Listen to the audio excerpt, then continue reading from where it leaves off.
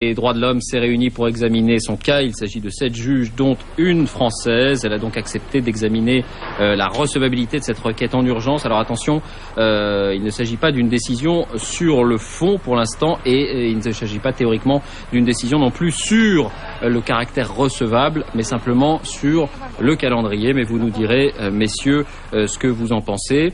En tout cas, cette requête est simple en raison de son âge et de son état de santé. Les avocats de l'ancien préfet de la Gironde estime que le traitement qui lui est réservé est inhumain et dégradant. Dernier rappel, Maurice Papon a été condamné à 10 ans de prison en 98. Il a déjà effectué 15 mois. Donc avec nous, l'un de ses avocats, Maître Villemain, bonsoir. Bonsoir. Et puis un autre avocat qui est aussi, et peut-être surtout, le président de l'Observatoire des prisons, Maître Thierry Lévy. Bonsoir à vous aussi. On écoute d'abord certains de ceux qui ont lancé puis alimenter le débat: Robert Badinter, Valéry Giscard d'Estaing, Alain Juppé. C'est un vieillard. Le maintenir en prison à cet âge-là n'a, à mes yeux, plus de portée. Et vous voyez, on dit crime contre l'humanité, mais je dirais il y a un moment où l'humanité doit prévaloir sur le crime. Mais je n'ai pas de responsabilité présente sur ce dossier. Je souhaite simplement que, sur une question de cette nature, la France n'oublie pas sa tradition humaniste. Je crois qu'on ne peut pas ne pas tenir compte du sentiment des familles des victimes et de la communauté juive. Si le pardon doit venir, c'est de là qu'il doit venir, à condition qu'il soit demandé d'ailleurs, ce qui n'a pas été le cas. D'abord, je vais vous demander une réaction à chaud, Maître Villemain, sur cette décision de la Cour européenne des droits de l'homme.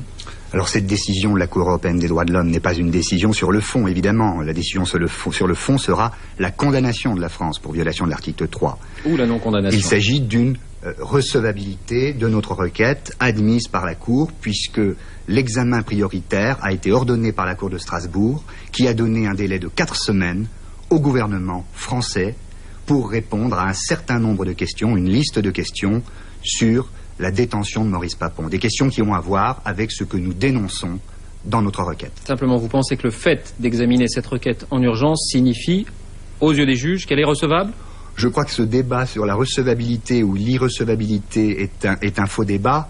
Ce qui compte, c'est que la décision d'examen prioritaire et dans l'urgence ait été prise et qu'encore une fois, il était fait injonction au gouvernement français de répondre aux questions posées dans les 4 semaines. Si ce n'est pas une recevabilité, je m'interroge sur la signification de cette décision. Bon, en tout cas, vous vous félicitez de cette décision. Absolument, elle nous donne pleinement satisfaction et nous attendons avec intérêt ce que seront les réponses du gouvernement, sachant que les sénateurs et les parlementaires, par l'intermédiaire de la commission, des 2 commissions d'enquête sur les établissements pénitentiaires, ont déjà dit et dénoncé le caractère inadmissible des conditions dans lesquelles sont détenus l'ensemble des prisonniers français, mais également le caractère encore plus inhumain des conditions de détention des plus vieux de ces prisonniers, car évidemment le débat dépasse la seule personne de Maurice Papon. Alors justement, parce qu'on est au cœur du débat déjà, dernier chiffre, il faut savoir que Maurice Papon n'est pas le doyen des prisonniers français. 2 autres détenus sont plus âgés que lui. Et pour information, on compte au total 27 octogénaires actuellement en prison. Voilà, dont 3, donc effectivement, dont Maurice Papon, âgé de 90 ans et plus. Maître Lévy, vous qui êtes souvent critique vis-à-vis des conditions de détention, expliquez-nous pourquoi vous n'êtes pas favorable à cette démarche. Je n'ai pas dit que je n'étais pas favorable. Ce que vous nous avez laissé entendre au téléphone. Non, pas du tout. Il y a 2 aspects. Il y a d'une part le sort de Papon et le rôle de ses avocats. Il est tout à fait normal que ses avocats demandent sa mise en liberté et cherchent tous les motifs possibles et imaginables. Et il va de soi que l'âge de Papon est un motif de demande de mise en liberté. En face de cette position normale des avocats de Papon, il y a un tas de gens qui ont de très bons motifs de dire cet homme a été condamné pour le crime le plus grave, il a été condamné à 10 ans d'emprisonnement, il n'est en prison que depuis peu de temps, il doit y rester le plus longtemps possible. Et puis il y a un autre aspect. Et l'autre aspect, c'est la déclaration de Robert Badinter qu'il a mis à jour. Et dans sa déclaration, Robert Badinter dit à 91 ans, la prison n'a plus de portée. Or, actuellement, il y a en France des centaines de détenus qui ont plus de 70 ans. Et la question qu'on doit se poser ne concerne pas spécialement Papon.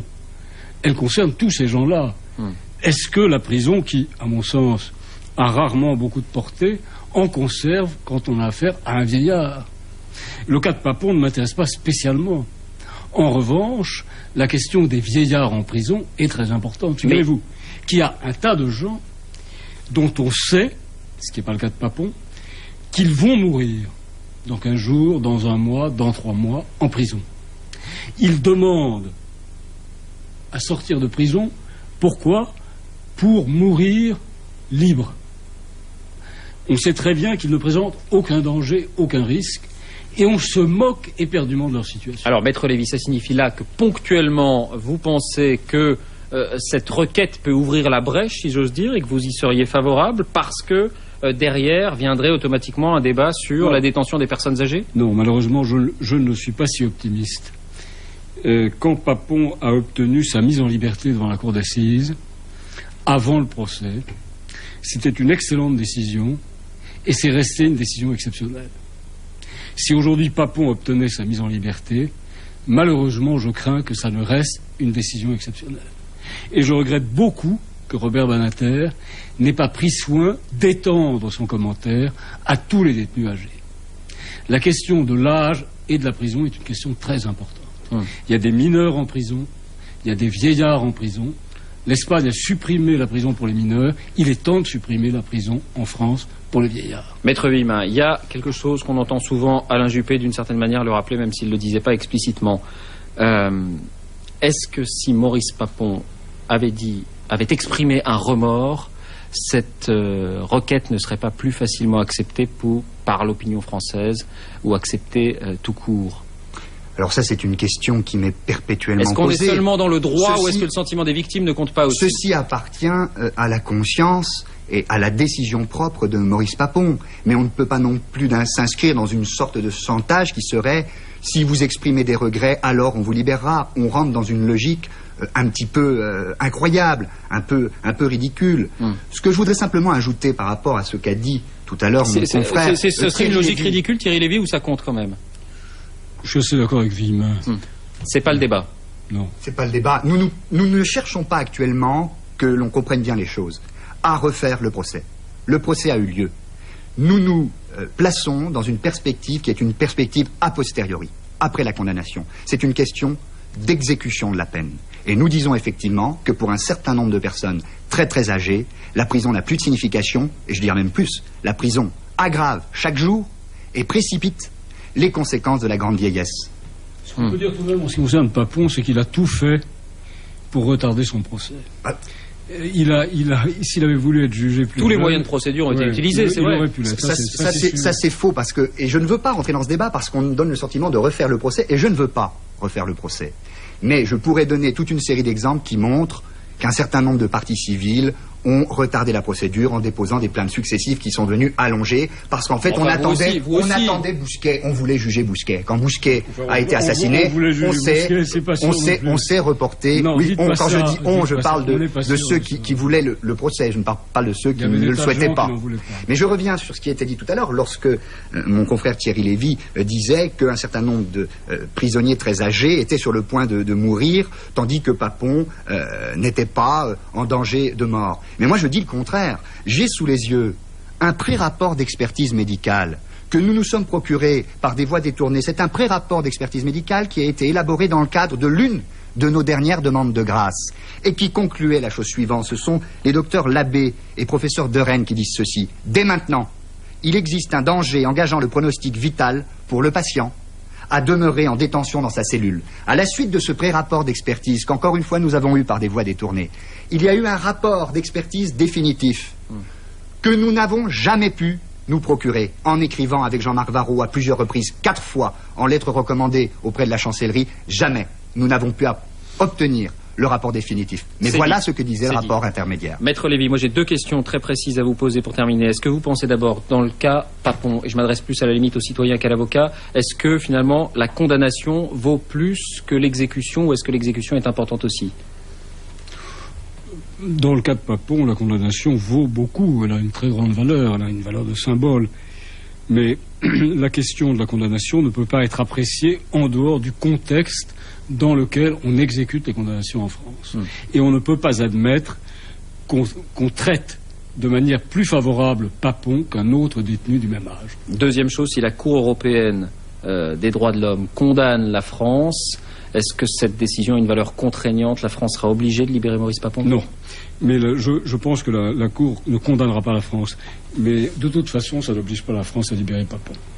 C'est une décision qui n'a pas de valeur contraignante. Alors, la Cour ne condamnera pas la France, c'est ce que nous verrons. Et nous allons le voir dans les mois qui viennent. Ça n'a pas de valeur contraignante, mais ça a une valeur moralement contraignante. Car la Cour européenne des droits de l'homme porte en germe une future Cour européenne qui aura des décisions, qui rendra des décisions contraignantes. C'est le sens de l'évolution de cette Cour et qui applique la Convention européenne des droits de l'homme. Merci à vous deux et rappelons qu'il y aura de toute façon, dans le meilleur des cas, une décision de cette Cour pas avant 1 an et demi ou 2 ans.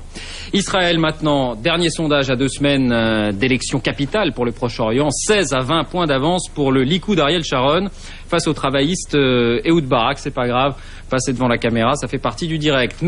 Mais peut-être un tournant dans la campagne. Devant les assises de Bruxelles, ils sont soupçonnés d'avoir pris part au massacre de 1994 dans lesquels 800 000 civils étaient morts. Il s'agit d'un professeur et d'un ancien ministre qui auraient, selon la justice, inspiré et organisé des massacres de Tutsis. Et puis 2 religieuses sont accusées d'avoir livré aux militants Hutus des milliers de personnes qui s'étaient réfugiées dans leur couvent. Les 4 plaident non coupables. Ils risquent la prison à vie.